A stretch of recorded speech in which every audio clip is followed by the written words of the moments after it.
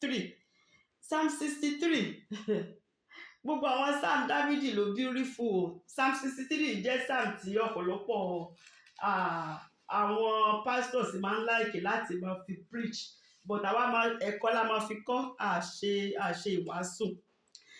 Ní àkókò wilderness ni Dávidi ti bá ara ẹ̀.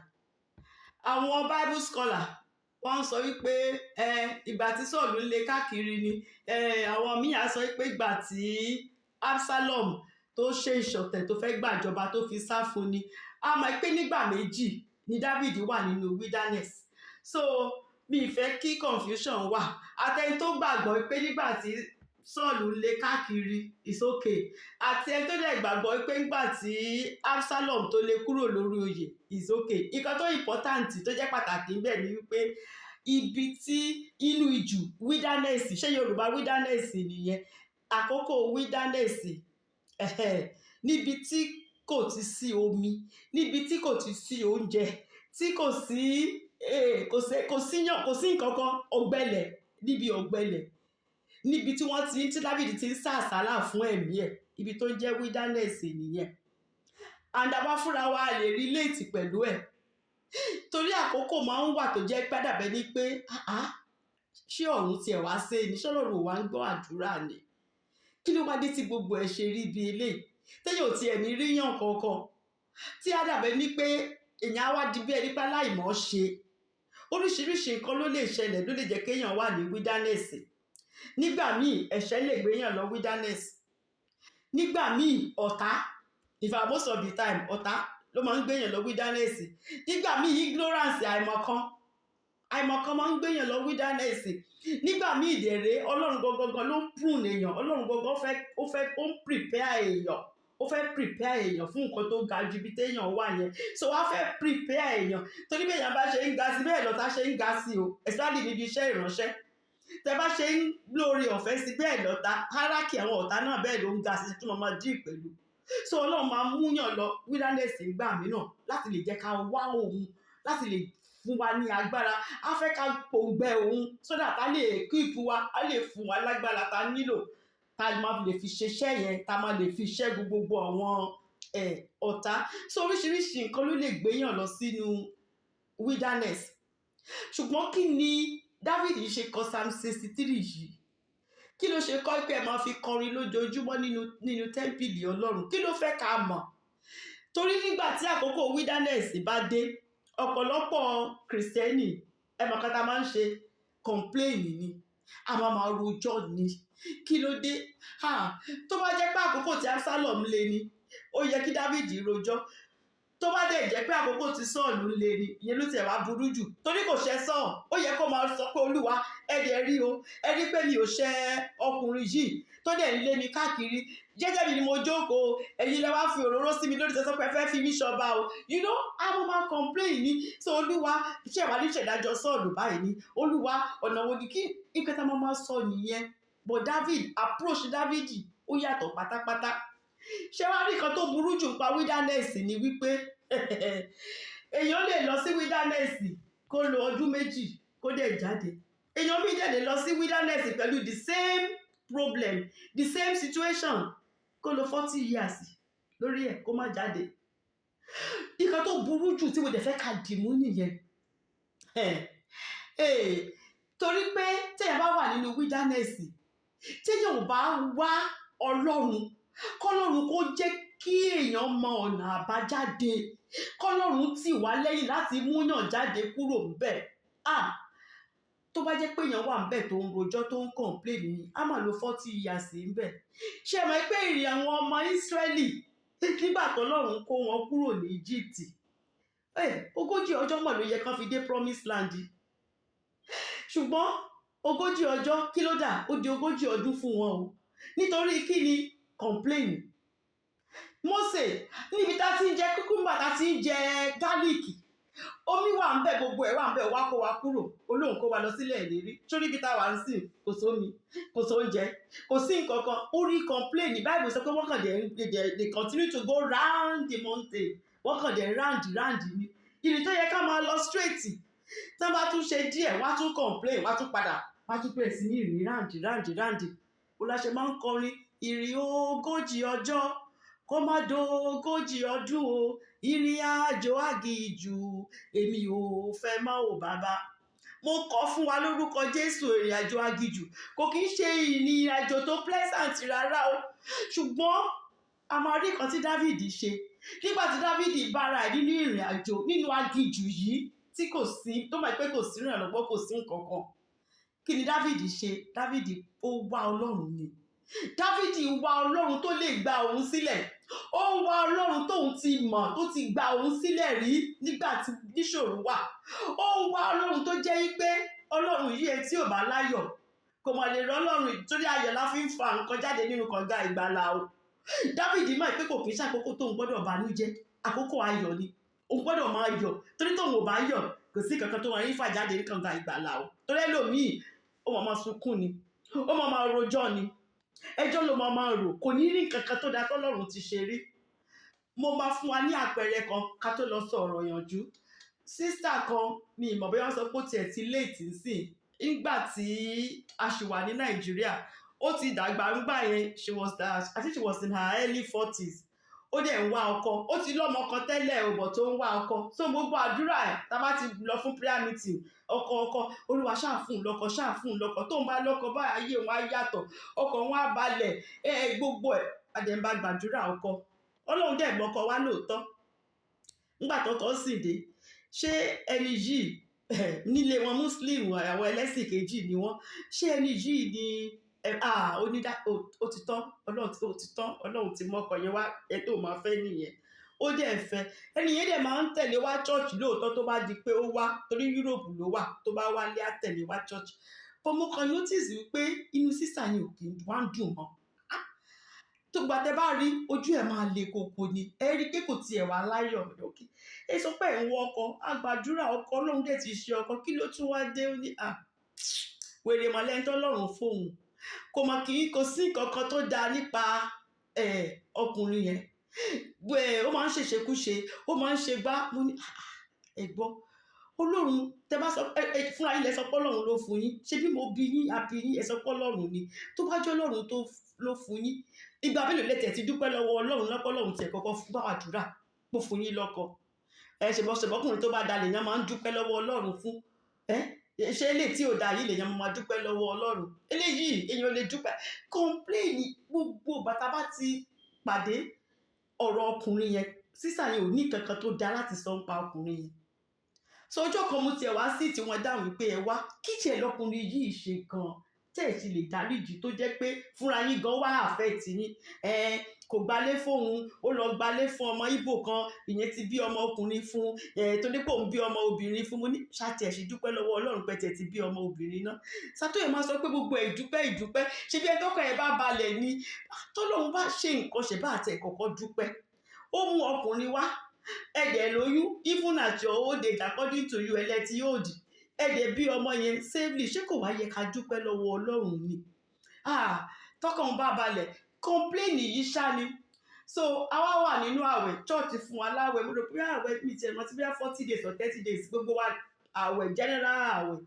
So mo wá ń bọ̀ mo dúró ní shop wọn pé kí n kàn kí wọn mo rí pé gbogbo ẹ̀ empty mo ní kí ló dé tí ò sí kankan shop yóò yá kò sówó ni kò sí nǹkan ọkọ yìí ò fún yín lówó ni ó yà olórí burúkú ẹ wà nú àwẹ̀ tún pọkọ yín lólórí burúkú. Something is not right. Ọmọ Ọlọ́run kò yẹ kó gún nǹkan bẹ́ẹ̀ tí ẹ̀ máa jáde lọ ní ẹnu ọmọ Ọlọ́run no matter how terrible this man is.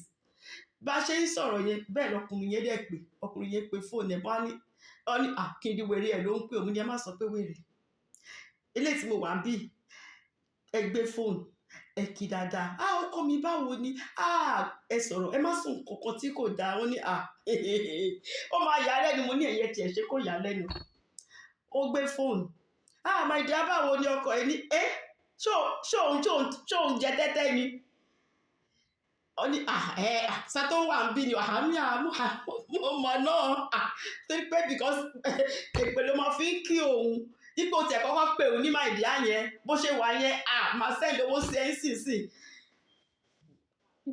just like that má worry máa send owó sí ẹ̀ ń sìn bá mi dúpẹ́ lọ́wọ́ sísá tó ń wo for years mi ìgbọ́rùn kan bẹ́ẹ̀ lẹ́nu ẹ̀ rí so o lè pè mí my dear wow ó dẹ̀ di big deal just pé mákàn sọ nǹkan ṣe máa pé lọ́jọ́ yẹn gangan lọkùnrin yẹn sẹ́ndì owó tó máa fi ra ọjà sí gbogbo ṣọ́ọ̀pù ẹ̀ just ọ̀rọ̀ ẹyọ kan péré my dear lásán torí pé èpè ló máa fi ń jà tọ́pẹ̀ yẹn bá ti pè èpè ni kò fáìlì fóun kò gba visiting visa fóun nígbà tó jẹ́ wípé ọkùnrin yìí tiẹ̀ fẹ́ torí pé ó rí pé kírísítẹ́nì ni ẹ́ ìwọ gan wá burú ju ọmọ tó wà ń ta ọkùnrin yẹn á wá kúkú wá kò wá ní dúró lé tó bá ti wá kò máa ń gbé lọ́kàn sókè ni ẹni yẹn á dẹ̀ jáde ibi tó ti ń jáde lọ ló ti pàdé ọmọ Ìgbò tó fún lóyún tí yẹn lọ bí ọmọ ọkùnrin nígbà tó sáré wá bá mi pé kíní yìí máa wọ́ọ̀kì owó rẹpẹtẹ mà ló sẹ́ǹdì ṣàtó ẹ wo ẹ lọ dúpẹ́ lọ́wọ́ Ọlọ́run ẹ lọ tún wà yín ṣe ẹ tẹ́ bá tún wà yín ṣe ẹ máa rí pọ́kùnrin máa yàtọ̀ tó bá ti pè ẹ máa gbàdúrà fún pa máa rí ṣe ẹ gbàgbé tọmọ Ìgbò ẹ ti ẹ fèsì ti yín náà wilderness inú aginjù lẹ́wà yìí aginjù yìí máa pẹ́tẹ́ ìbá múra sí i ẹ láti yí padà ẹ lọ dúpẹ́ lọ́wọ́ Ọlọ́run ẹ ṣọ́ ọ̀rọ̀ ẹnu yín within 1 year ọkùnrin yìí ra mọ́tò fún sísá yìí o láìpẹ́ ọdún kan tí sísá yìí tó bẹ̀rẹ̀ sí yí padà gbogbo èèyàn ló mọ̀ pé kí ló ń ṣẹlẹ̀ sí sísá yìí gbogbo nǹkan mọ̀ ti yí padà fún un torí pé ó fún ara ẹ̀ ló fi ra ẹ̀ sínú aginjù eventually ọkọ yẹn dẹ̀ wá ṣe visiting visa fún kó wá sí London the same ọkọ tí ò torí tó bá dé kò kí n lè dúró tì í lé ó máa ti sáré wọṣọ ó máa jáde lọ ni so attitude àwa fúnra wa gan ó lè fìyàn sí aginjù pé kéèyàn pẹ́ ń bẹ̀ o nǹkan tí ò yẹ kó gba ọdún 5 ọdún 6 ká ṣáà máa lament ká máa complain Dáfídì ò ṣe yẹn o nǹkan tí mo fẹ́ ká rílì tìmú jù ní Psalm 63 nìyẹn attitude ìṣesí wa sí Ọlọ́run àti sí àwọn ènìyàn fúnra wa ká wò ó kan tí mò ń là kọjá yìí ṣé kò ń ṣe àfọwọ́fà mi gan ló wá jẹ́ kí ìrìn àjò yìí kó jìn tó léyìí kó yẹ kó jìn tẹ́lẹ̀ yìí Ọlọ́run á ràn wá lọ́wọ́ lórúkọ Jésù so Psalm 63 ọ̀rọ̀ ìyànjú ẹyọ kan mo la máa nítorí mi fẹ́ kí táì máa tún lọ bí ti last week téèyàn bá wà nínú aginjù kí ni ọ̀nà àbáyọ kí ni èèyàn lè ṣe láti má jẹ́ kí àkókò téèyàn máa lò nínú aginjù yẹn láti má jẹ́ kó pẹ́ Dáfídì ọ̀rọ̀ títí wa báwa ṣe máa ń ṣe o ikọ̀ tí Dáfídì mọ̀ ní wípé ilé ayé yìí gangan fún rẹ̀ ẹni tó bá wà nílé ayé tí ò bá ní Ọlọ́run kò sí tó bá tiẹ̀ di òkú ó bẹ́tà o bí Dáfídì ṣe rí ilé ayé nìyẹn o torí ìdí tí Dáfídì ṣe rí ilé ayé bẹ́ẹ̀ ni wípé ṣe rí èémí tá a mí yìí ṣe bọ́ Ọlọ́run ló mí èémí sí wa tá a ti fi ń mí nǹkan mẹ́ta ló ṣe pàtàkì jù láyé yìí o ẹni tó bá sọ pé òun gbélé ayé ẹni tí ò bá lè mí èémí ó ti jòkú èémí tá a mí yìí Ọlọ́run ló mí èémí náà sí wa láti lè máa mí o aláti kọ́kọ́ mọ̀ yẹn ìkejì ẹni tí ò bá mu omi tẹ́ bá lọ 7 days tẹ́ ẹ̀ bá mu omi ẹ̀yin etí múra àti lọ nìyẹn Jésù Kristi sọ fún wa pé òun gangan ni omi ìyè omi yẹn omi tó yẹ pé tá a bá ti mú ògbẹ ò tún ní pa èèyàn mọ́ ṣe rí omi tá a mú bó ṣe rí láyé ìdí physical ìdí tá a rí bẹ́ẹ̀ ló ṣe rí ìdí spiritual Dáfídì ń jẹ́ ká mọ̀ ní o wípé ẹni tó bá kàn mu omi táyé tí ò mu ti the real one tó jẹ́ omi ìyè Dáfídì ní pé kò gbélé ayé o kò sínú ayé so omi ìyè gangan Jésù Kristi ni ìyè kí ni ìkẹta tó tún ṣe pàtàkì oúnjẹ tá à ń jẹ Jésù Kristi sọ fún wa pé òun gangan ni bread of life o òun ni ṣáwárí mẹ́tẹ̀ẹ̀ta bó ṣe important tó èémí yẹn Ọlọ́run òun ló mí sí wa omi yìí Jésù Kristi ni oúnjẹ tá à ń jẹ búrẹ́dì yìí náà Jésù Kristi ni ẹ wá rí i pé tó bá lóun gbélé ayé tí ò sí Ọlọ́run nínú ẹ rí i pé irú èèyàn bẹ́ẹ̀ olórin kan sọ pé òkú gélété ni so Dáfídì jẹ́ ká mọ̀ wípé ọ̀nà àbájọ ni pé kéèyàn kọ́kọ́ pòǹgbẹ Ọlọ́run kéèyàn kọ́kọ́ mú Ọlọ́run kéèyàn kọ́kọ́ di Ọlọ́run mú nígbà tí Bible máa bẹ̀rẹ̀ Bible bẹ̀rẹ̀ pẹ̀lú in the beginning ìkẹ́ tó kọ́kọ́ bẹ̀rẹ̀ Bible nìyẹn o. Láìsí in the beginning gbogbo nǹkan tó kù kò síbẹ̀. In the beginning kí ni o? God. Ní ìbẹ̀rẹ̀ Ọlọ́run ni. So ní gbogbo nǹkan ìbẹ̀rẹ̀ gbogbo nǹkan Ọlọ́run ni o. Téèyàn bá ti fi Ọlọ́run ṣe ìbẹ̀rẹ̀ gbogbo nǹkan tó kù kò lè fall in place. In the beginning God ni o. God, Genesis 1:1. Níbẹ̀rẹ̀ Ọlọ́run ni. So David mọ̀ pé téèyàn bá wà nínú aginjù nínú wilderness yìí tọ́lọ́run ni kéèyàn fi ṣe o. Tá bá ti kọ́kọ́ síìkì Ọlọ́run, tá bá ti kọ́kọ́ fi ti Ọlọ́run ṣe àkọ́kọ́, gbogbo àwọn nǹkan tó kù a máa fall in place ni o. A máa fall in place. Ṣé rántí Matthew 6:33? Matthew 6:33. Seek ye first the kingdom of God and his righteousness. Ẹ jẹ́ kí n wá Yorùbá ẹ̀. Matthew 6:33. Ṣùgbọ́n ẹ tètè máa wá ìjọba Ọlọ́run náà. Ó lákọ́kọ́ o. Àti òdodo rẹ̀. Gbogbo nǹkan wọ̀nyí lẹ ó sì fi kún un fún yín. Gbogbo nǹkan tó kù tá à ń lé káàkiri, mo fẹ́ lọ́kọ, mo fẹ́ lọ́mọ, mo fẹ́ kọ́lé, mo fẹ́ ralẹ̀, mo fẹ́ lálàáfíà, gbogbo ẹ̀ àfikún ni o. Ẹ mọ̀ nǹkan táwa máa ń ṣe, àwọn nǹkan yẹn la máa ń lé káàkiri. Àwọn nǹkan tó jẹ́ pé àfikún yẹn là ń lé. Ilé tó ṣe pàtàkì jù, ìyẹn la máa ń fi sílẹ̀. But ní ti ayé ti Dávìdì o, nǹkan tó ṣe pàtàkì jù yẹn, Ọlọ́run ìjọba Ọlọ́run yẹn gangan ni Dávìdì kọ́kọ́ ń dìrú. Pé òun nìkan lọ̀nà àbáyọ. Tí n bá ka Psalm 63, mo máa ń rántí àwọn òṣìṣẹ́ Ọlọ́run méjì. Ìkan former president America, President Jimmy Carter, otherwise known as born again president. President Atunbi náà máa ń pè, is popularly known as President Atunbi. Ṣé rí Jimmy Carter láti ọmọ 18 years òun ló ti ń ṣe Bible teacher. Ó ti máa ń kọ́ Sunday school láti teenager, láti ọmọ 18 years ló ti máa ń kọ́. Ọmọ ọdún 18 ló ti máa ń kọ́, a máa kọ́ wọn ní Sunday school. Títí tó fi di president America. Bẹ́ẹ̀ ló sì ń ṣe Sunday school, bẹ́ẹ̀ ló sì ń kọ́ wọn. Ọkùnrin yìí ó live to be 100 years old o. Ó nìkan ni president America so far tó ìgbé 100 years old. Tó dẹ̀ tẹ̀lé Ọlọ́run tí ò fìgbà kan fi Ọlọ́run sílẹ̀, kò compromise. Gbogbo nǹkan tí ó sọ pé gbogbo tóun dẹ̀ ń fẹ́ láyé òun, gbogbo ẹ̀ lọ́lọ́run ṣe fóun. Òun ò nílò láti kúnlẹ̀ láti béèrè nǹkan kan, òun kàn máa ń wá Ọlọ́run ni. All I do is to just seek God. I seek God, you know. Matthew 6:33 yẹn, mọ́tò ẹ̀yìn yẹn. Ìgbà ó wù láti di president, but kò tiẹ̀ ṣe pé bóyá kò lọ bá wọn sọ pé wọ́n máa ṣẹgbẹ́, wọ́n máa ṣe kán tó ṣe, ó ṣe kánkán. Ó hold on to Ọlọ́run ẹ̀. And God made him American president. Ó dẹ̀ jẹ́ president yẹn kò compromise títí náà tó fi kúrò. Gbogbo wọn ti mọ̀ born again president ló ń pè. But ó parí táàmù ẹ̀, ó dẹ̀ ṣe gbogbo nǹkan tó yẹ kó ṣe. So téèyàn bá kọ́kọ́ fi ti Ọlọ́run, tá bá ti fi ṣe àkọ́kọ́, gbogbo àwọn nǹkan tó kù tá à ń wá àfikún ni o. Dávìdì kò gbàdúrà pé Ọlọ́run kọ́lé fún mi, Ọlọ́run fún mi lọ́mọ, Ọlọ́run fún mi lówó. Dávìdì ò ṣe gbogbo yẹn o. Ọlọ́run yìí Dávìdì ṣáà ń wá. Ó ṣàfẹ́ mọ Ọlọ́run yìí ṣáà sí ni. Ó ṣàfẹ́ kọ́ Ọlọ́run yìí kóun àti ẹ̀ kánjọ máa wà papọ̀, kánjọ máa ṣe gbogbo nǹkan. Dávìdì ò fẹ́ wà lákòókò kan láìsí ẹ̀mí Ọlọ́run nínú ẹ̀. Gbogbo nǹkan Dávìdì Ọlọ́run yóò ṣáà wá Ọlọ́run ni, kí ṣáà wà nílé Ọlọ́run. I just want to be in his temple. I want to be in his presence. Kò sí kan tí Dávìdì ń gbàdúrà jù yẹn lọ. Ó ń gbàdúrà nǹkan míì ju pé Ọlọ́run yìí òun mo ṣàfẹ́. Apostle Paul náà the same thing, that I may know him ni, and the power of his might. Mo kàn fẹ́ mọ Ọlọ́run yìí ni. So Ọlọ́run yẹn gangan òun ni kókó. In the beginning God, a má jẹ́ ká gbàgbé Genesis 1. Kò sí kan tó lè máa ṣẹlẹ̀ ká kọ́kọ́ rántí pé wọ́n láti kọ́kọ́ fọlọ́run ṣe àkọ́kọ́. Tí n bá kọ́kọ́ jí láàárọ̀ kùtùkùtù, the first thing tó kọ́kọ́ wá sọ́kàn mi òun ni Ọlọ́run. Kí kọ́kọ́ ní time pẹ̀lú Ọlọ́run. Nǹkan míì tẹ́ bá ní time pẹ̀lú, tẹ́ bá kọ́kọ́ jí yẹn, ìyẹn gangan lẹ fún priority.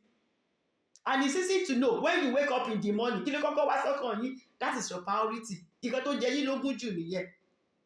Ṣùgbọ́n Dávìdì sọ pé ní tòun o, Ọlọ́run òun ló jẹ òun lógún jù. So kí ni ọ̀nà àbáyọ téèyàn bá wà nínú wilderness? Dáfídì sọ wípé nǹkan téèyàn máa kọ́kọ́ ṣe ni wípé kéèyàn pòǹgbẹ Ọlọ́run, kọ́kọ́ wá Ọlọ́run, má tí ì kọ̀ǹpléènì, má tí ì rò pé kí ló gbé mi débi tí mo wà yìí, má tí ì rò pé kí ni mo fẹ́ ṣe. Ọlọ́run bo lójú rẹ̀ wá, Olúwa ìyẹn ni ká kọ́kọ́ wá Ọlọ́run, ká kọ́kọ́ wá Ọlọ́run. Tá bá ti kọ́kọ́ jí báyìí, ká kọ́kọ́ wá, kò sí nǹkan tó lè máa ṣẹlẹ̀, kò sí bí nǹkan yẹn ṣe lè le tó, èyí jẹ́ kọ́kọ́ wá Ọlọ́run náà. Torí Ọlọ́run yìí, òun ló mọ nǹkan táwa ò mọ, nǹkan táwa ò rí, gbogbo ẹ̀ ló ti rí, gbogbo ẹ̀ ló ti mọ̀. Òun dẹ̀ ló mọ ọ̀nà àbáyọ. Ọmọ area boys lẹ́kọ̀ọ́ wá ní follow them that know road o, má tẹ̀lé ẹni tí ò mọ̀nà o. Ọlọ́run mọ road o, he knows it, he is the way. He is the way out of that wilderness o, ó lọ́nà àti jáde ń bẹ̀. So a ní láti kọ́kọ́ fi Ọlọ́run, ká kọ́kọ́ fi ṣe àkọ́kọ́.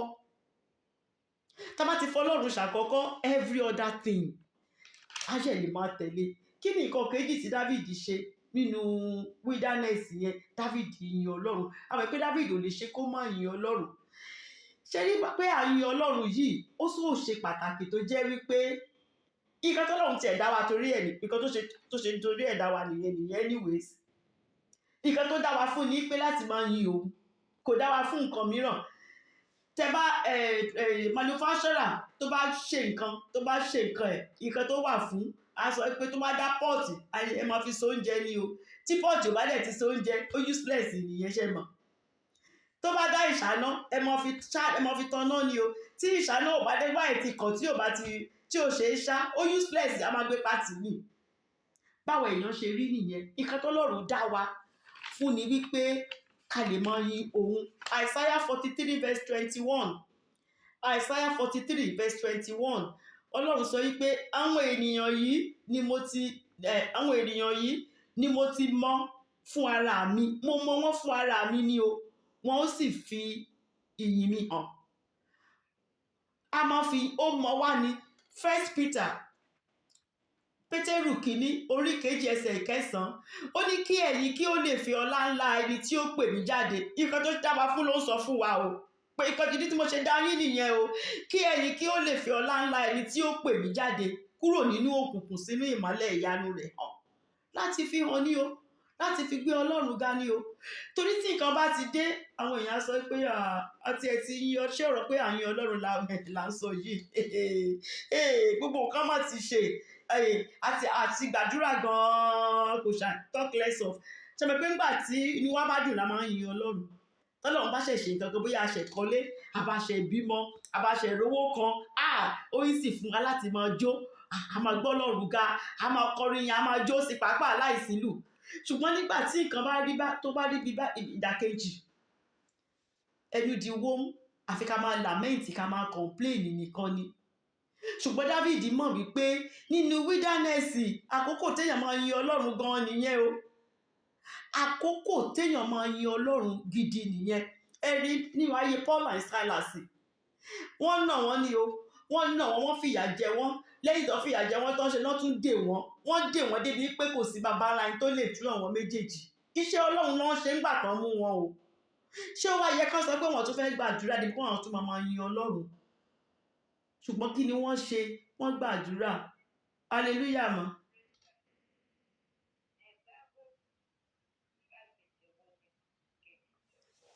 First Peter chapter 2 verse 9. Bẹ́ẹ̀ ma. Yes ma.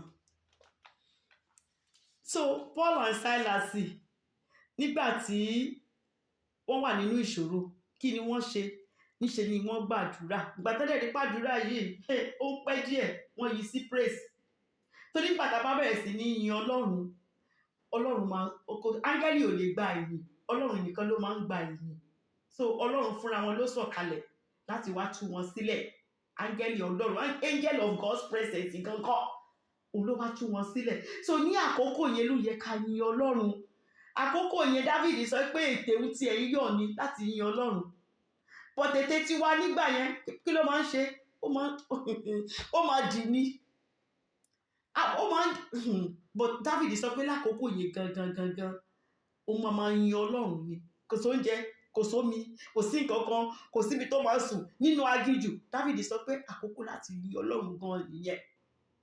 Kò wá ṣe pé ó yin Ọlọ́run nìkan o, ayọ̀ pẹ̀lú inú dídùn ni o, nítorí ibi tí ò bá ti sí inú dídùn Ọlọ́run ò sí ńbẹ̀ o.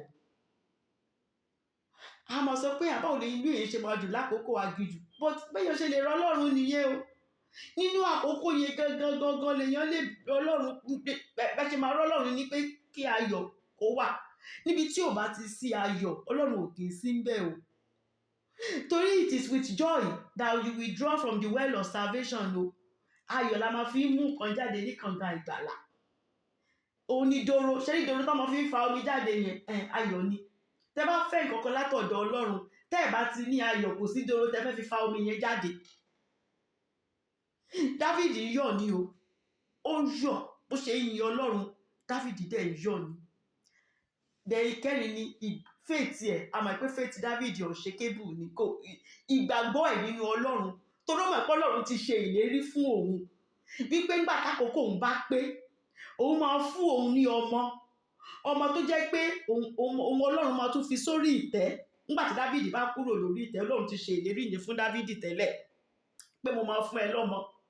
Ọmọ yìí nígbà tó bá kúrò lórí ìtẹ́, òun ló máa kọ́ ilé fún èmi Ọlọ́run, pé torí ẹ̀jẹ̀ wà lọ́wọ́ Dáfídì, pé ọmọ yẹn, Dáfídì mọ̀ pé ìlérí wà ńlẹ̀ fóun pé òun máa parí àkókò òun lórí oyè. Kò ní fi ṣe irú aginjù tó wà yẹn. Dáfídì nígbàgbọ́ ní ìlérí Ọlọ́run. Ọlọ́run yìí olóòótọ́ ni, tó bá ti ṣe ìlérí ó máa ń mú ìlérí rẹ̀, ó máa ń mú ṣẹ ni. Ó máa ń mú ìlérí rẹ̀, ó máa ń mú ṣẹ ni. Ìgbàgbọ́ Dáfídì, ìgbàgbọ́ ẹ̀ múnádóko. Faith, ṣe mọ̀ pé àìnígbàgbọ́ olókó bá àwọn ọmọ Ísírẹ́lì tán fi lo ogójì ọdún. Àìnígbàgbọ́ nu Ọlọ́run tó kó wọn kúrò. Òun ni kí la máa jẹ, kí la máa ṣe, ibi tá a wà yìí kò dáa, ibi tá a wà tẹ́lẹ̀ ó dáa, à ń lo oúnjẹ gidi ńbẹ̀. Ọlọ́run dẹ̀ rọ mánà fún wọn látòkè ọ̀run o, kò tẹ́ wọn lọ́rùn o, kò tẹ́ wọn lọ́rùn. Wọ́n ṣàfẹ́ padà sí ibi tán ti ń bọ̀ yẹn, wọ́n ṣàfẹ́ padà sí Egypt yẹn. Ìgbàgbọ́ wa àkókò téèyàn bá wà nínú aginjù, ìgbàgbọ́ wa ó láti múná dóko. Ẹ jẹ́ ká ka Psalm 63, ọ̀rọ̀ ìyànjú kejì máa ṣàlàyé pẹ̀lú tábàkà torí àkókò wa. Torí ọ̀rọ̀ ìyànjú ìkejì yẹn náà gùn díẹ̀, máa ṣàlàyé pẹ̀lú tábàkà lọ. Psalm 63, mo ti sọ fún wa pé nínú aginjù wilderness, nínú ijù ni Dáfídì wà. Ó dẹ̀ ń ṣe àfẹ́rí Ọlọ́run. Dáfídì ṣe àfẹ́rí Ọlọ́run. Tó bá jẹ́ pé ẹ̀yin tẹ́ gbàgbọ́ pé lákòókò tí Absalom lé ni, ẹ lọ kà yẹn. Mo ti sọ fún wa lè lọ kà ní chapter tí mo fún wa last week, ẹ tún lọ kà tẹ́ fi rántí. Tó bá dẹ̀ jẹ́ pé ẹ̀yin tẹ́ gbàgbọ́ pé lákòókò tí Sọ́ọ̀lù ń wá káàkiri náà ni is alright náà, ẹ lọ 1 Samuel náà, ẹ lọ kà ńbẹ̀. But nǹkan tó ṣe pàtàkì jù tèmi dìmú ni wípé wilderness, àkókò wilderness ni wọ́n dẹ̀ kọ sórí chapter yẹn fún wa. Dáfídì jẹ́ ká mọ̀ wípé lákòókò tí òun wà ní wilderness ni. Ó bẹ̀rẹ̀ pẹ̀lú wípé Ọlọ́run tó lò, ẹni pé wọ́n kọ ní upper case. Ọlọ́run tó sọ ń bẹ̀ yẹn Yahweh ni, Ọlọ́run májẹ̀mú. Ọlọ́run tó bá ti sọ, tó bá ti lo upper case bẹ́ẹ̀ yẹn, Ọlọ́run Yahweh ló ń sọ. Yahweh mi covenant kì í ṣe Ọlọ́run gbogbo ènìyàn. Ìwọ Ọlọ́run tèmi ni mò ń sọ nípa rẹ̀. Ní kùtùkùtù láàárọ̀, ìwọ ni màá kọ́kọ́ máa ṣe àfẹ́rí rẹ̀. Ṣé wọn pẹ́ lómi tó bá ti sáré jíǹsì shift wá 6 o'clock kí sáré múra pé kalẹ̀ máa sáré lọ ni. Kò sọ Ọlọ́run ní picture yẹn. Èèyàn mi tó bá kọ́kọ́ jí sáré kọ́kọ́ lọ wo àwọn ọmọ ni, àwọn ọmọ ṣọ́run ọmọ wà òkè.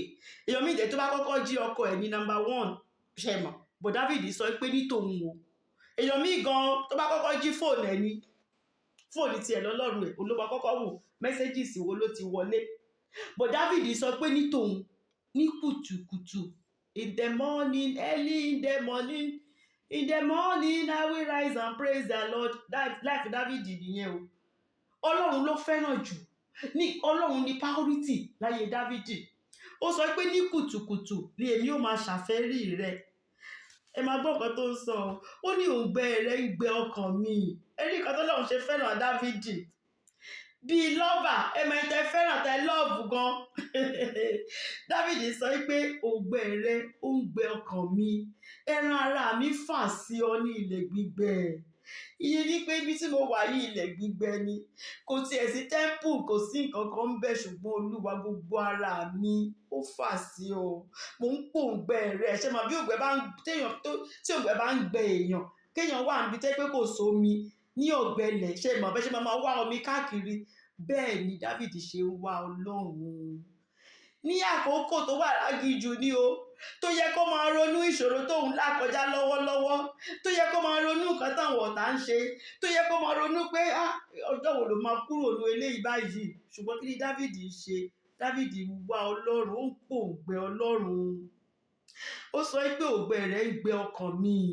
ẹran ara mi fà sí ọ ní ilẹ̀ gbígbẹ torí pé láàárọ̀ Dáfídì tẹ́ḿpìlì ló máa ti sáré jí lọ ó máa ti lọ praise ó máa ti lọ worship ó ti máa ṣe bọ́ tó wà ní ibi tó jẹ́ pé kò sí tẹ́ḿpìlì níbẹ̀ kò sí ó sọ pé Olúwa òǹgbẹ rẹ̀ ló gbogbo nǹkan tí ó ṣẹlẹ̀ yìí títí ẹ ló ń dùn mí jù nítorí pé mò ń pòǹgbẹ rẹ̀ ọkàn mi ń wá ọ Ọlọ́run gbogbo ara mi ló ń wá Ọlọ́run ní verse 2 ó wá sọ pé báyìí ni èmi ti wọ̀ ọ́ nínú ibi mímọ́ láti rí agbára rẹ àti ògo rẹ ṣé mọ̀ pé bó ṣe ní sanctuary níbi nínú ilé Ọlọ́run níbi tí presence Ọlọ́run wà là ń pè ní sanctuary ó sì lè má jẹ́ inú tẹ́ḿpìlì but anywhere tí presence Ọlọ́run bá ti wà thank God èmi mímọ́ ti ń gbénú àwa even nínú wa gan sanctuary ni as long as a bá ti lè rí presence Ọlọ́run so but David sọ wípé bóun ṣe máa ń rí ọ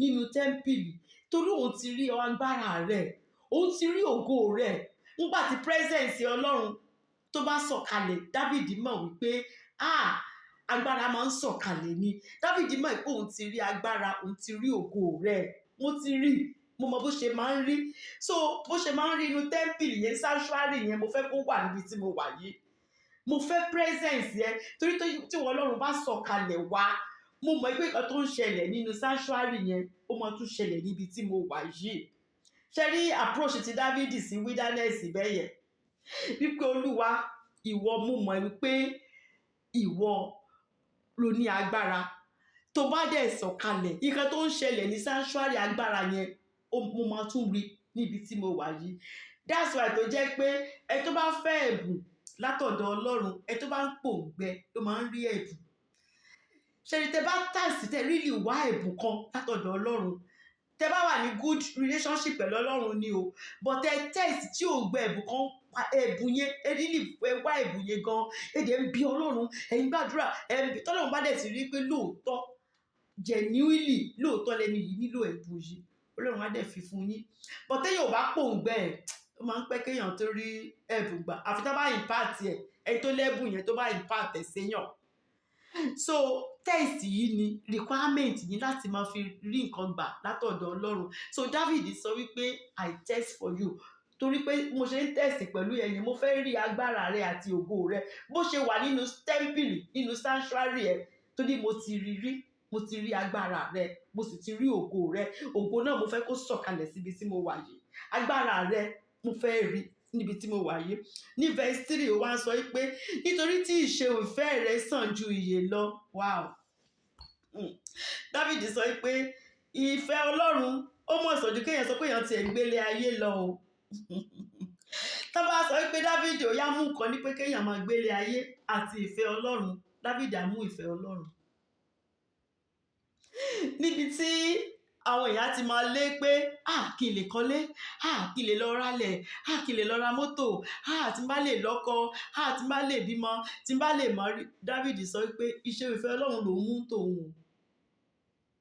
ẹni tó bá dẹ̀ gbọ́n ìkan tí David mú òun ló dáa jù o torí pé ilé ayé yìí ilé ayé téèyàn bá gbé tí ò bá sí Ọlọ́run ń bẹ̀ kò sí nǹkan kan tó wà ń bẹ̀ o kò sí ilé ayé ẹ tó bá ń gbé ilé ayé tó ní Ọlọ́run òun nìkan ló wá sáyé because tó ní Ọlọ́run tó ìkan tá a dá fún tọ́lọ́run torí ẹ̀ dá fún tó dẹ̀ ń ṣe tó ń fi ìyìn Ọlọ́run tó fi ń hàn nǹkan tá a dá fún ó ń ṣe irú èèyàn bẹ́ẹ̀ ló fulfill destiny.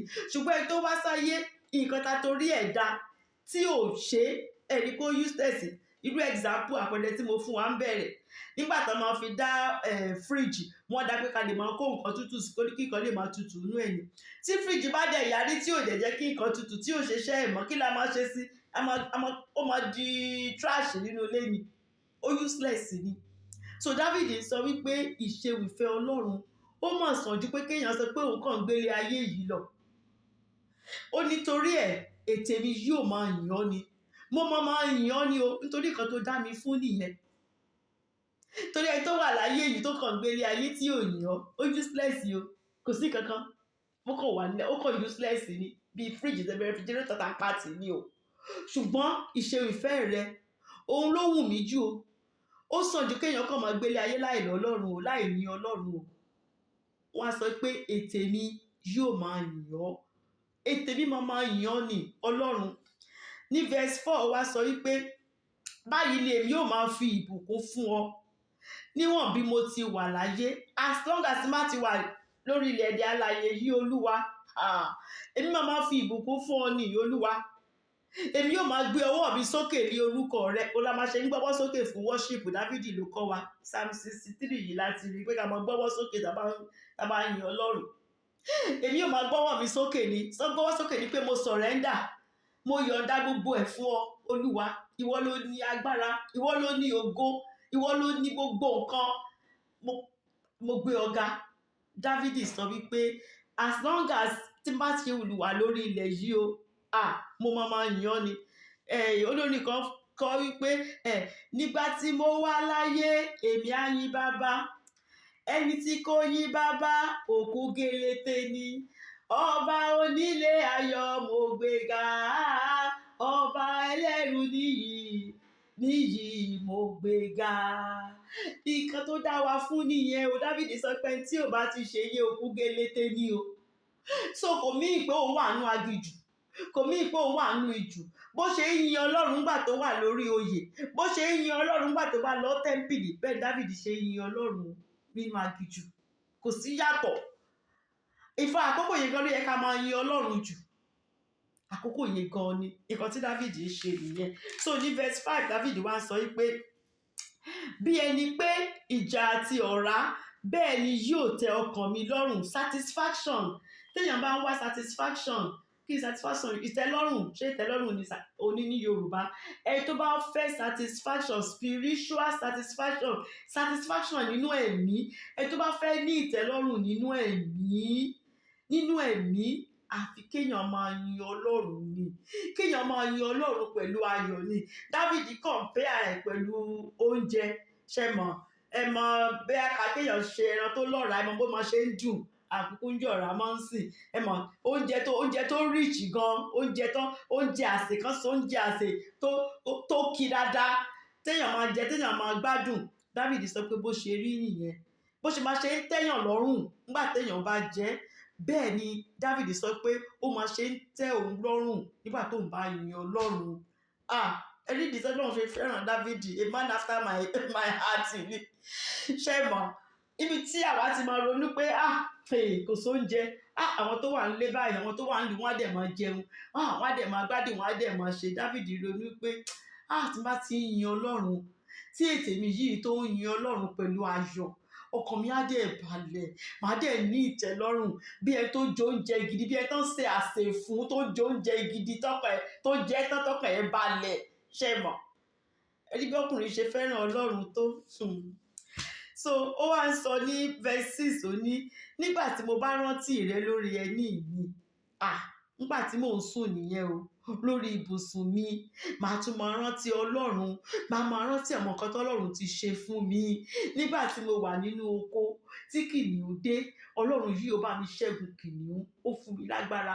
Àmọ̀tẹ́kùn tún wá, ó bá mi pa àmọ̀tẹ́kùn. Ìgbà tí Gòláyátì dé, Olúwa tún gbógo fún mi, ó pa Gòláyátì. Ọlọ́run yìí náà ló wá fi òróró sí mi lórí láàrin gbogbo ọmọ tí bàbá mi bí. Èmi tí ò tiẹ̀ sínú ilé, nínú oko, ó dẹ̀ yàn mí, ó yàn mí láti di ọba. Dáfídì á wá máa ro gbogbo àwọn nǹkan tọ́lọ́run ti ṣe. Ó ní mo máa ń ṣàṣàrò lórí Ọlọ́run ni, lórí ẹní. Ṣé mọ̀ pé púpọ̀ nínú wa eléyìí tọ́lọ́run ti ṣe yẹn ti kọjá, èyí tó kù tọ́lọ́run ò ti ṣe la máa tẹnu mọ́. Ìyẹn la máa tá bá tiẹ̀ jí lóru, olúwa ọ̀rọ̀ ọmọ yìí nígbà wo lẹ fẹ́ ṣe olúwa ẹ ṣe kíákíá káwọn èèyàn dé mọ̀ pé mò ń sìn ọ́ olúwa. Ṣé ẹ mọ̀ tá bá jí lóru ìyẹn la máa rò. Bọ̀ Dáfídì nǹkan tọ́lọ́run ti ṣe nínú ayé Dáfídì, òní Dáfídì ló máa ṣàṣàrò lé lórí. Títóbi ọlọ́run yìí, ọlọ́run tó ń ṣe iṣẹ́ àrà, ọlọ́run tó tóbi, ọlọ́run tó ṣe ayé Dáfídì nìyẹn. So ó sọ pé nígbà tí mo bá rántí rẹ lórí ẹní mi, tí èmi sì ń ṣe àṣàrò rẹ ní ìṣọ́ òru, mo kàn meditate ni o. Mo ń meditate, mo máa ń ro ọ̀rọ̀ ọlọ́run, mo máa ń ro bọ́lọ́run yìí ṣe tóbi sí. Púpọ̀ olúwa àti ẹ̀ lè wo tíṣì wákàtí kan lásán ó ti pọ̀ jù. Wọ́n lè wo.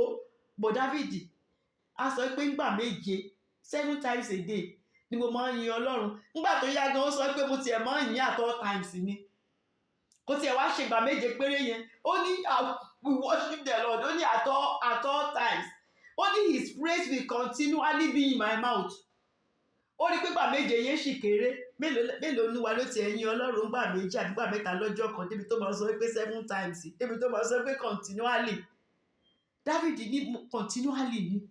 Mi tẹ̀ wá ṣègbà 7 mọ́. His praise will continue. Ó máa wà lẹ́nu mi ní o. Ọlọ́run ṣe sọ pé is a man after my own heart o. Ó ṣe yẹ káwa náà ṣe fẹ́ràn ọlọ́run nìyẹn. Nǹkan tọ́lọ́run dá wa fún nìyẹn, ká máa fi títóbi ọlọ́run hàn, ká máa yin ọlọ́run so that nǹkan tó dá wa fún a lè mú ṣẹ. Ìyẹn la sọ pé fulfill destiny o. Gbogbo nǹkan tá à ń lé káàkiri yìí nígbà tá a bá ń lọ kò sí rẹ́kọ̀dì o. Wọ́n ká fún wa nígbà tá a bá dé ọ̀run ò pé nǹkan báyìí ló ṣe, odi báyìí. Kò sí rẹ́kọ̀dì o. Nǹkan tá a ṣe fọ́lọ́run òun nìkan la máa bá o. Nǹkan tá a ṣe fọ́lọ́run ó ti tán, òun la máa bá. So Dáfídì gbọ́n, òun ló ṣe mú pé I will just seek God.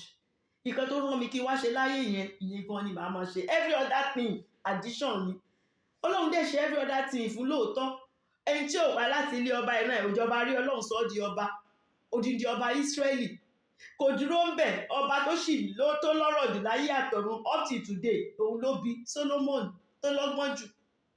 Kò tiẹ̀ tún dúró ń bẹ̀, ọba tó jẹ́ pé láéláé ló máa wà lórí ìtẹ́ bàbá rẹ̀ Jésù Kristi, ọmọ Dáfídì ni.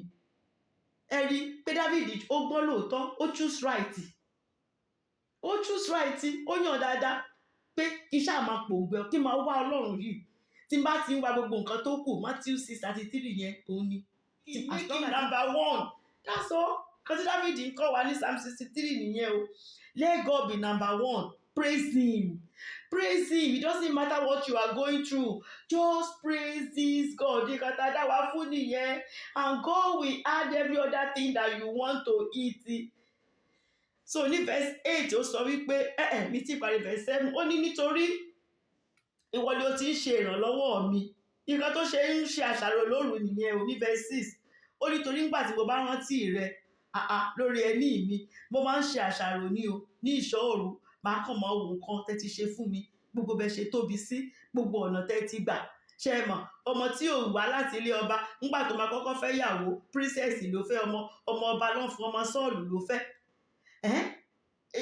Dáfídì á kàn máa ronú gbogbo nǹkan tọ́lọ́run ṣe fún un. So verse 7 ó wá sọ pé nítorí ìwọ ló ti ń ṣe ìrànlọ́wọ́ mi, ó ní mo ṣe ń ṣàṣàrò lórí gbogbo nǹkan tó ti ṣe fún mi o. Ìwọ ló ti ń ṣe ìrànlọ́wọ́ mi láti inú oko as a teenager, òun ló ti ń ṣe ìrànlọ́wọ́ fún mi ọlọ́run. Ó ní nítorí náà ní òjìji ìyà apá rẹ ni èmi ó máa yọ̀. Abẹ́ apá rẹ ni màá ti máa yọ̀ o. Ayọ̀ mi ò sí níbòmíràn o. Lábẹ́ ọlọ́run, nínú ọlọ́run yìí nìkan láyọ̀ mi wà. Kò sí ayọ̀ mi níbòmíràn. Kò sí nǹkan kan tó wà níbòmíràn tó lè fún mi láyọ̀ ju pé kí n ti wà lábẹ́ ọlọ́run yìí. Abẹ́ ìyẹ́ rẹ̀ yẹn kó da ìyẹ́ yẹn kó dà bò mí. Nǹkan tí mo fẹ́ nìyẹn. I'm satisfied. That's all I want. So ní verse 8 ó wá sọ fún wa wípé ọkàn mi ń tọ̀ ọ́ lẹ́yìn ní gidigidi ní o. Ìkan táwọn sọ pé follow hard nìyẹn. Tá bá gbọ́ pé èèyàn follow ọlọ́run hard, Dáfídì follow ọlọ́run hard o. Dáfídì sọ pé ọkàn mi ń tọ̀ ọ́ lẹ́yìn ní gidigidi ní o. Yorùbá Bible sọ pé gìrìgìrì ni ìmọ̀ túmọ̀ gìrìgìrì, ṣùgbọ́n nǹkan tí mo mọ̀ ni wípé David sọ pé ọkàn òun ó ń tẹ̀lé Ọlọ́run lẹ́yìn. Hard, I follow God so hard ni kò ní fi ṣe nǹkan tó ń ṣẹlẹ̀. I will follow God. Bíná bá ń jó èmi ó tẹ̀lé Jésù, bòjò bá ń rọ̀ èmi ó tẹ̀lé Jésù, bíná bá ń jó bòjò rọ̀ ó tẹ̀lé, dúró dè mí Jésù kí tẹ̀lé ọ dópin. Orin Dávìdì nìyẹn o. Orin Dávìdì nìyẹn wípé mò ń tẹ̀lé ọ so hard ni o, gírígírí mò ń tẹ̀lé ọ. Ó ní ọwọ́ ọ̀tún rẹ òun ni ó gbé mi ró, ọwọ́ ọ̀tún rẹ ló gbé gbogbo wa ró. Ọpẹ́lọpẹ́ Ọlọ́run nínú ayé wa ni o. Èmi tí mò ń sọ̀rọ̀ yìí, ọpẹ́lọpẹ́ Ọlọ́run nínú ayé mi ni o. Tí ò bá jẹ́ Ọlọ́run, ayé ìbá ti kẹ́rù mi sígbó. Tí ò bá jẹ́ Ọlọ́run, ayé ìbá ti kẹ́rù mi dànù. Mo yìn ọ́ Jésù pé mo ní ọ láti máa sáré bá. Mo dẹ̀ mọ̀ pé gbogbo wa lórí òkè yìí náà, ọpẹ́lọpẹ́ Ọlọ́run ni o. Ọwọ́ ọ̀tún Ọlọ́run ló ń gbà wá là o. Òun ni o. Àfẹ́ tó bá fẹ́ tọra ẹ̀ tó tún ní plan B tó níbò mìíràn o. Pọ̀tẹ́ tó bá jẹ́ pọ́ ọmọ Ọlọ́run, ọwọ́ ọ̀tún rẹ̀ yìí ni o ló ń gbà wá là o. Verse 9 ó wá sọ wípé ṣùgbọ́n àwọn tí ń wá ọkàn mi, láti verse 1 David ṣẹ̀ wá ń sọ nǹkan tó ń ṣẹlẹ̀ gangan, nǹkan tó lè lọ wilderness tó jẹ́ kí David lọ sínú aginjù ló ṣẹ̀ ń sọ ní verse 9 o. Ó kọ́kọ́ fi Ọlọ́run ṣe the beginning God. Ó kọ́kọ́ fi Ọlọ́run ṣọlọ́run. Ó ṣẹ̀ wá ń sọ nǹkan tó ń dùn gbà tó dé verse 9. Kò lè sọ ó ṣe pé bí wọ́n fún wọn credit kò fún wọn credit náà. Ó kàn ìdájọ́ wọn ló kó ṣèdájọ́ wọn ni. Ó kàn ṣèdájọ́ wọn ni. Ó ní ṣùgbọ́n àwọn tí ń wá ọkàn mi, gbogbo àwọn tó ń wá ọkàn mi láti parun, wọn ò lọ sí àìsàlẹ̀ ilẹ̀ ni. Àwọn tó náà wọ́n fẹ́ pa mí, àwọn náà máa fi kú ṣèrè jẹ lórúkọ Jésù. Tó rọrọ̀ Ọlọ́run sọ wípé he that digs a pit, òun ló máa kó sí i. Ẹni tó bá dẹ̀ róòlù sóòlù, ó ní sóòlù máa róòlù bá. Ọ̀rọ̀ Ọlọ́run ló sọ bẹ́ẹ̀. Ó ní I will give men for your life. Kò wá men ló sọ, kò sọ pé man, kò sọ pé ẹyọkan. Ó ní and I will give people. Lẹ́yìn tó sọ pé men tó tún wá di people mọ́. Ó ní I will give people for your life. Àwọn tó bá ti lọ́wọ́ fẹ́ pa ọ́, tọ́lọ́wọ́ ò fẹ́ kó gbélé ayé pé níwẹ̀ kàn bí wọn. Ọlọ́run ní má wọrí o. Má wọrí, má ṣèdájọ́ wọn. So David sọ wípé Olúwa nǹkan tó dá mi lójú ni wípé àwọn tó ń wá ọkàn mi láti parun, gbogbo wọn ló máa lọ sábẹ́ ilẹ̀ nítorí ìwọ Ọlọ́run máa ṣèdájọ́ wọn. Onídàájọ́ òdodo òun ni ọ́. Ọlọ́run tó máa ń dájọ́ àwọn ìkà ènìyàn òun ni ọ́. Nítorí Ọlọ́run kórìíra àwọn ìkà ènìyàn. Ní verse 10 ló wá ń sọ wípé wọ́n ò ti ọwọ́ idà ṣubú torí idà náà fi ń lé káàkiri. Wọ́n fẹ́ fi idà pa Dávìdì ni. Ẹni tó bá dẹ̀ fi idà pa ló ń pa idà gan ló máa fi pa o. Ọ̀rọ̀ Ọlọ́run ló sọ bẹ́ẹ̀ o. So Dávìdì sọ pé wọ́n ti ọwọ́ idà, gbogbo àwọn tó ń fẹ́ fi idà pa òun yẹn, ó ní wọ́n á ti ọwọ́ idà ṣubú ni. Wọ́n ó sì ṣe ìjẹ fún kọ̀lọ̀kọ̀lọ̀. Àwọn ẹranko wọ́n á fi bọ́ọ̀dì wọn, wọ́n á fi ṣe oúnjẹ bíi ti Gòláyàtì. Ṣẹ̀fẹ̀ pé lẹ́yìn tó gorí, ó sọ fún Gòláyàtì ní tó bá gorí ẹ̀ tó ní àwọn ẹyẹ ló bá wá jòkú ẹ̀. Ẹyẹ kúkú jòkú Gòláyàtì lóòótọ́. So Dávìdì sọ ni assurance ìgbẹ́kẹ̀lé tó ní nínú ọ̀rọ̀ Ọlọ́run ló fi ń sọ̀rọ̀ o. Ìgbàgbọ́ Dávìdì ló fi ń sọ̀rọ̀ o. Kò ṣe empty talk o, kì í ṣe pé ó kàn sọ ọ́ lásán o. Ó mọ̀ pé òun ní authority lórúkọ Ọlọ́run ló fi ń sọ nǹkan tó ń sọ yìí. Ó mọ̀ pé Ọlọ́run báàkì nǹkan tó ń sọ yẹn up. Ọ̀rọ̀ Ọlọ́run báàkì ẹ̀ up ló ṣe ń sọ o. Pé àwọn tó ń torí tòun tó ń fi idà wá òun káàkiri tó fẹ́ pa òun, ó ní gbogbo wọn ló máa ti pa idà ṣubú. Àwọn lóòótọ́ tẹ bá dẹ̀ lọ ka the 2 times ti ìgbà tí Absalom le àti àwọn tó kù, idà náà wọ́n fi pa gbogbo wọn. Ìgbà tí Sọ́ọ̀lù fúnra ẹ̀ gan tó gbógun tí àtàwọn ọmọ Sọ́ọ̀lù tó ń le káàkiri, ikú idà ní gbogbo wọn náà kú. So whichever one, ikú idà náà ní gbogbo wọn kú lóòótọ́. Ẹ tó bá ti ń fi idà tó fẹ́ fi pààyàn, ewu náà ipa idà náà ni. Ọ̀rọ̀ Ọlọ́run ló sọ bẹ́ẹ̀, ló náà máa bá lọ. So ẹ lè ka 2 Samuel chapter 18 verse 6 to 8. Ifá lè ka gbogbo 2 Samuel chapter 18 ẹ máa rí níbẹ̀ pé gbogbo àwọn tó ń le náà ipa idà ní gbogbo wọn fi ṣubú, ipa idà ni. So ní verse 11 bí Dáfídì ṣe máa ń ṣiṣẹ́ mọ̀ ó máa sọ àsọtẹ́lẹ̀ ni kò ní nǹkan tó ń sọ kò ní parí ẹ̀ ohun tí tó bá sọ àsọtẹ́lẹ̀ Dáfídì wá ń sọ pé ṣùgbọ́n ọba yóò máa yọ̀ o ìyẹn ọba Dáfídì o ọba yóò máa yọ̀ ni o ó máa yọ̀ nínú Ọlọ́run ni o ó máa yọ̀ nínú Olúwa Ọlọ́run ni nítorí pé ìjókòó ọba yẹn mo máa jókòó sórí ẹ̀ torí ìlérí ti wà wípé mo máa lo àkókò mi pé Ọlọ́run ti ṣèlérí fún Dáfídì o 2 Samuel chapter 7 verse 11 to 12 ẹ lè ka later àkókò wa ti ń lọ 2 Samuel chapter 7 verse 11 to 12 Ọlọ́run ó ṣèlérí fún Dáfídì pé nígbà tí ọjọ́ Dáfídì bá pé òun sì máa gbé irú ọmọ rẹ̀ ó máa gbé lékè tó jẹ́ pé òun ló máa gbé sórí àga Dáfídì tó dẹ̀ máa kọ́ tẹ́ḿpìlì òun Ọlọ́run tó máa kọ́ fóun so Dáfídì máa kọ́ tó ń sọ based on ìlérí Ọlọ́run ló ṣe ń sọ àsọtẹ́lẹ̀ kò ṣe pé kàn ń sọ ọ̀rọ̀ lásán ó ń sọ ni kí gbogbo spiritual world kan gbọ́ kí gbogbo ọ̀tá kan gbọ́ wípé ọba Dáfídì yìí ó máa yọ̀ nínú Ọlọ́run ni olúkúlùkù ẹni tí ó ń fi búra ni yóò ṣògo àwa náà ó sọ fún wa pé gbogbo ẹni kò wá ń ṣòwò ọba Dáfídì nìkan o gbogbo ẹni tó bá ní ìgbẹ́kẹ̀lé ní Ọlọ́run gbogbo ẹni tó bá mọ̀ wípé Olúwa Ọlọ́run alààyè ẹyọkan yìí ló wà the true God Ọlọ́run tòótọ́ pé kò sí Ọlọ́run mìíràn lẹ́yìn Ọlọ́run yìí gbogbo ẹni tó mọ̀ pé gbogbo agbára láyé àtọ̀run tọlọ́run yìí ni gbogbo ẹni tó mọ̀ pé ọba èyí tó wà ó tó di pé ayé wà lọ́lọ́run tó mọ̀ pé Ọlọ́run yìí òun náà lọ bá nígbà tí ayé wà tó mọ̀ pé pàtàyé bá sì tún kọjá lọ òun náà ló máa tún jẹ́ ọba orí Dáfídì sọ pé àwọn tó fi búra tó ti swear pẹ̀lú by God tó mọ̀ pé lẹ́yìn Ọlọ́run kò tún sí Ọlọ́run mìíràn ó ní gbogbo wa ni la máa ṣògo kò wá ń ṣòwò ọba Dáfídì nìkan pé gbogbo wa ká bá ti gbà pé Ọlọ́run yìí kò sọ́lọ́run mìíràn òun nìkan ni gbogbo wa la máa ṣògo ó ní ṣùgbọ́n àwọn tí ń ṣèké àwọn tó ń ṣèké wọ́n fọwọ́ kan di àgbélébù mú wọ́n fọwọ́ kan di nǹkan mìíràn mú ó ní irú wọn yẹn o a máa pa wọ́n lé ẹnu mọ́ ni o a máa ṣọ́ọ̀tì wọn up forever ni o kò tiẹ̀ kò ń ṣe àwọn aláìgbàgbọ́ ló ń sọ àwọn tó jẹ́ pé wọ́n wà nínú agbo ṣùgbọ́n èké ni wọ́n ń ṣe wọ́n ń fọwọ́ kan wọ́n fi di Ọlọ́run mú wọ́n lè tún fọwọ́ kan wọ́n tún fi di nǹkan mìíràn wọ́n fi di mú ó ní irú wọn yẹn a máa pa wọ́n lé ẹnu mọ́ ni àwọn ò lè make ẹ̀ we shut them up forever ni ṣùgbọ́n gbogbo ẹni tó mọ̀ wípé Ọlọ́run alààyè ẹyọkan yìí ló wà Ọlọ́run aláìlákàwé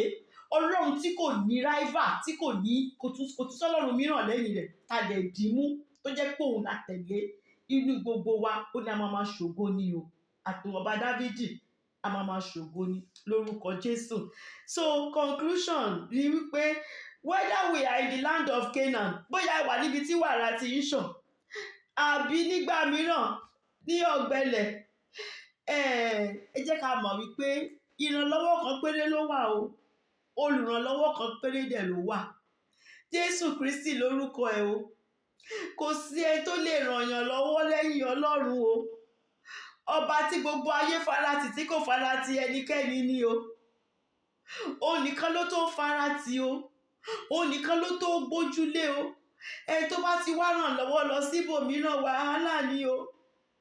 wàhálà ni o ṣùgbọ́n tá a bá ti sọ pé ìrànlọ́wọ́ wa lọ́lọ́run yìí tá a di Ọlọ́run yìí mú òun ní ọ̀nà àbáyọ òun ló máa mú wa jáde kúrò nínú aginjù ìrìn 40 ọjọ́ kò wá ní jẹ́ kó di 40 ọdún o fún ẹ tó bá ti mọ̀ pé Ọlọ́run yìí òun ní ìrànlọ́wọ́ òun ṣùgbọ́n ẹni tí kò bá ní relationship ẹni tí ò ní ìbáṣepọ̀ pẹ̀lú Ọlọ́run ẹni tí kò mọ Ọlọ́run bíi bàbá tọ́lọ́run gan ò dẹ̀ mọ̀ bíi ọmọ kò mọ̀ sí bó ṣe fẹ́ bá Ọlọ́run rìn kò sí bọ́lọ́run ṣe lè ṣe olùrànlọ́wọ́ fún ṣùgbọ́n tó bá fẹ́ kọ́lọ́run ṣe ìrànlọ́wọ́ fún ọ bóyá lákòókò tó ti ẹ̀wà igan bóyá inú aginjù ló wà ó ti ẹ̀ mọ ọ̀nà àbáyọ Jésù Kristi lọ́nà àbáyọ òun ni he is the way the truth and life kò tún sí ọ̀nà mìíràn òun nìkan lọ́nà àbáyọ tó bá ti wá gba Jésù Kristi yìí sínú ayé rẹ ó ti tán wà rọ́nà àbáyọ jáde kúrò nínú aginjù náà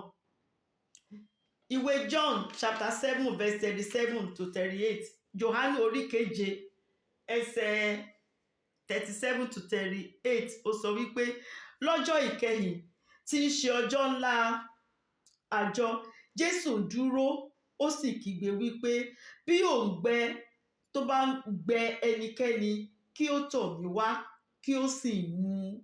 Ẹni tí òǹgbẹ bá ń gbẹ kò ní fi ṣe irú òǹgbẹ tó ń gbẹ̀yàn. Téèyàn bá wá sọ́dọ̀ Jésù yìí nìkan, òun ló lè ní ìfọ̀kànbalẹ̀ o, òun ló lè ní ìtẹ́lọ́rùn o, ó máa fún ní omi ìyè mu ní o. Téèyàn bá sì ti mu omi ìyè yẹn, ó máa tẹ́yàn lọ́rùn ní o. Kò sí kankan láyé tó lè tẹ́yàn lọ́rùn àfi téèyàn bá ní Jésù Kristi yìí nìkan o. Àfi téèyàn bá ní Jésù Kristi yìí nìkan. Great basketballer yẹn Michael Jordan. Ẹni tí ò bá ní Jésù Kristi kò sí kankan tó ní. Nígbà tí mo bẹ̀rẹ̀ mo sọ fún wa pé ẹni tó bá wà láyé nǹkan mẹ́ta ló ṣe pàtàkì sí. Èémí tá a mí yìí, èémí yìí Ọlọ́run ló mí sí wa tá a fi ń mí o. Torí erùpẹ̀ lásán ni wá o. Erùpẹ̀ lásán. Ó mí èémí ìyè sí wa kó la ṣe wà láyé o. Omi tá a mu tá a bá mu omi fún 7 days àwa náà mọ̀ pé èèyàn ti ń múra nìyẹn. Omi yìí Jésù sọ pé òun lómi ìyè. Àfi téèyàn bá mu omi yìí nìkan lèèyàn lè ní ìyè. Oúnjẹ tá a jẹ ń jẹ yìí èèyàn mìíràn á jẹ ìsìn wà láti sickness èèyàn mìíràn gan wá sọ pé má jẹ lè mọ́. Jésù sọ pé I am the bread of life. Èmi nì. So ohun mẹ́ta tó ṣe pàtàkì jù láyé yìí Ọlọ́run ni. So ẹni tó bá ti ní Ọlọ́run yìí òun mà ló ní ohun gbogbo. Ó ní èèyàn á ní ìtẹ́lọ́rùn, ọkàn èèyàn á balẹ̀. A mọ̀ pé tá a bá tún kúrò láyé yìí, eternal life tún ni. Ayé tí ò ní pẹ̀kun òun la tún lọ. Níbi tí oòrùn tó jẹ́ pé gbogbo ẹ̀ kàn rí bí ọ̀sán ni kò sóòru. Kò sóòru níbi tí wọ́n fi góòlù tí wọ́n fi ṣe gbogbo ilẹ̀. Tí kò sáìsàn, tí kò sí ìdààmú, tí kò sórí fọ́mi, tí kò tún sí gbogbo nǹkan bẹ́ẹ̀. Oore ọ̀fẹ́ dẹ̀ wà fún wa. Ṣùgbọ́n Ọlọ́run ò kì í fipá múyàn o. Tó bá fẹ́ gba Jésù Kristi yìí, òǹgbẹ yẹn ó fẹ́ kọ́ Ọlọ́run kó pa òǹgbẹ yẹn. Ó tiẹ̀ fẹ́ ní ìtẹ́lọ́rùn, ó fẹ́ ní ìfọ̀kànbalẹ̀ nínú ayé yìí àti nínú ayé yìí tó ń bọ̀. Torí ayé ìtawà yìí ó máa kọjá lọ o. Ó máa kọjá lọ. Ọ̀rọ̀ Ọlọ́run ló sọ bẹ́ẹ̀ kò dẹ̀ kí n parọ́. Ó máa kọjá lọ. Tó bá fẹ́ gba Jésù Kristi sínú ayé rẹ̀ jẹ́ ká jọ gba àdúrà. Àbò ti gba Jésù Kristi tẹ́lẹ̀ ṣùgbọ́n nígbà tí àkókò aginjù dé, ó ti lọ wá ìrànlọ́wọ́ lọ síbi tí ò yẹ kó lọ. Ìwọ náà mọ̀ sí pé tí pè bá dú ò lè méèkì ẹ̀. Ó mọ̀ padà wá. Jẹ́ ká jọ gba àdúrà wípé Olúwa mo máa ra mi gẹ́gẹ́ bí ẹlẹ́ṣẹ̀ nítorí tèmi ló ṣe kú ikú oró lórí igi àgbélébùú. Dárí gbogbo ẹ̀ṣẹ̀ mi jì mí. Fi ẹ̀jẹ̀ rẹ fi fọ gbogbo ẹ̀ṣẹ̀ mi mọ́. Mo gba Jésù Kristi ní Olúwa àti olùgbàlà mi.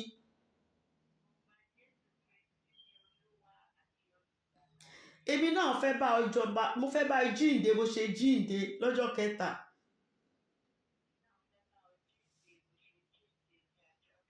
Kọ orúkọ mi sínú ìwé ìyè. Ẹni tó bá sì sọ lóòótọ́ tó sọ pẹ̀lú ẹni tó dẹ̀ gbàgbọ́ nínú ọkàn rẹ̀, tó dẹ̀ gbé àgbélébùú ẹ̀ tó ń tẹ̀lé Jésù Kristi, tí ò fọwọ́ kan di Jésù mú kó fọwọ́ kan tún di nǹkan mìíràn mú, Olúwa á dẹ̀ kọ orúkọ rẹ̀ sínú ìwé ìyè. Àwọn áńgẹ́lì gan wọn á máa yọ̀ lọ́run, wọ́n á tún máa kọ́ mansion lẹ̀. Jésù Kristi gan inú wọn fúnra wọn á máa dùn. Lọ́jọ́ náà àríra wa àwọn ọmọ Zion gbogbo lórúkọ Jésù. Thank you, Lord Jesus Christ. Thank you, may the Lord bless you in Jesus' name.